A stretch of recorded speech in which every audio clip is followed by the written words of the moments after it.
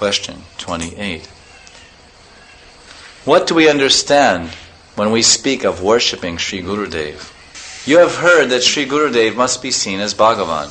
What you should know in short about this worship is that one should follow Gurudev's order without any deliberation. There is no other way of being devoted to Gurudev but to follow his orders. To love Gurudev means to follow his orders. As we always say, love means service. If you love me, serve me. Oh yes, I love you. Will you do this? Forget it, do it yourself. So to love Guru means to serve, to follow his orders. If you disobey his orders at every step and you still show a lot of love and devotion to him, such love and devotion is not necessary because it's bogus. If you really love the object of your love, then you can never disobey his orders. It's interesting. In other words, he's talking about real love and false love. If you really love the object of your love, you can never disobey his orders. The love of a disciple who displays a great show of devotion to his guru, but does not follow the orders of Gurudev, or hesitates to follow these orders, is simply false. Prabhupada used the expression, he said, too much devotion is a sign of a thief. For example, if you have a servant in your house, he's a servant, he's hired, you pay him a salary, he's very, very devoted.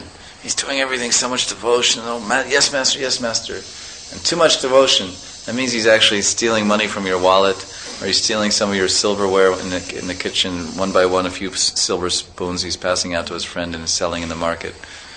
It is good to discern whether or not you are able to follow Guru's instructions without deliberation before accepting him. It's a good thing to discern, will I be able to follow and do whatever my spiritual... That's what it says. We ask a question, what does it mean to accept the spiritual master as my life and soul? These are some preliminary questions disciples are asked. What does it mean to follow the orders? If you first accept a guru and then start deliberating about his beneficial instructions, your devotion will be diminished. In other words, you accept him, and then he says, okay, now do this, and you say, well, yeah, but maybe I should live at Radhakund. I really think that I should spend Kartik at Radhakund. Why? What he doesn't. And you go back and forth, so then your devotion diminishes. So unless you can come to the point, you meaning, I'm talking in general, I'm not speaking specifically, but a disciple comes to the point where my guru knows best. Whatever he says is perfect, and I accept it. I'm not going to deliver, I'm not going to get mental about it. We have this expression, don't get mental. Deliberation is on the mental platform. Deliberation means accepting and rejecting. I really want to do this, I really want to go here. Well, why? Well, I don't know, I just want to do it. Well, my vision and my realization is it's not good. And the other person says, well, my realization is, so you're deliberating back and forth. You're not accepting Guru as God. You're not accepting the intelligence of Guru as to be the intelligence of God. You're not accepting the instruction of Guru to be the instruction of God. We're thinking, I know more than God. God is omniscient, omnipotent, and all-knowing and all-merciful. But I'm more than that. And that's Guru. Guru is omniscient, omnipotent, all-merciful, all-kind and all-loving. And he's giving instructions in that way, all-merciful, all-kind instructions. But then we think, no, he doesn't really know, or I know better. I know best. I know very well what is the best way to do it. Because I know everything about Krishna, and I know how to attain him. So actually, I don't really need your instructions at all. Why am I even serving you? Actually, I'm the guru. Yeah. Hey, Jai Gurudev. Look in the mirror. Jai Gurudev. I think you might as well give yourself a name too. Shripad, Goswamini Thakurani, Maharani Thakurani Goswamini, Her Holiness, and carry on like that, and see where it gets you. So that is the kind of instructions that our minds are giving us. So rather than coming to that platform after initiation, one should become purified to understand what is Guru and what does it mean, what is the requirement to be disciple, and what is the requirement to be Guru. Know what you're getting into. Know what you're accepting. What is this? What is it all about?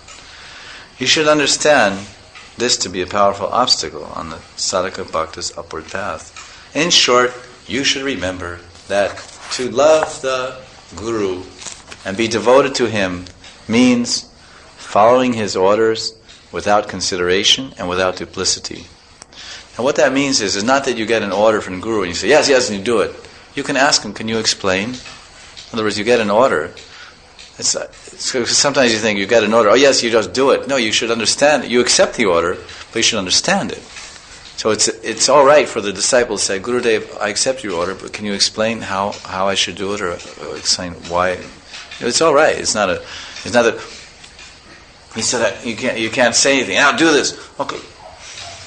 But you have some question about it, but I'm afraid to ask. Because the way it's worded here, he said, remember, to love the Guru and to be devoted to him means following his orders without consideration, without any duplicity. Well, that's pretty cool. But this word consideration might mean, well, wait a minute, that means I can't ask him about how to do it or what it means.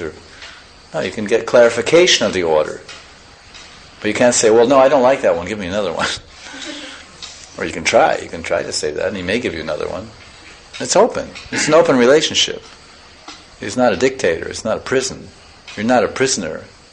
Okay, break these rocks. Yes, sir. Now break those rocks. Yes, sir. Now cut this steel in half. Yes, sir. No, it's a loving, dynamic, spiritual relationship. Give and take.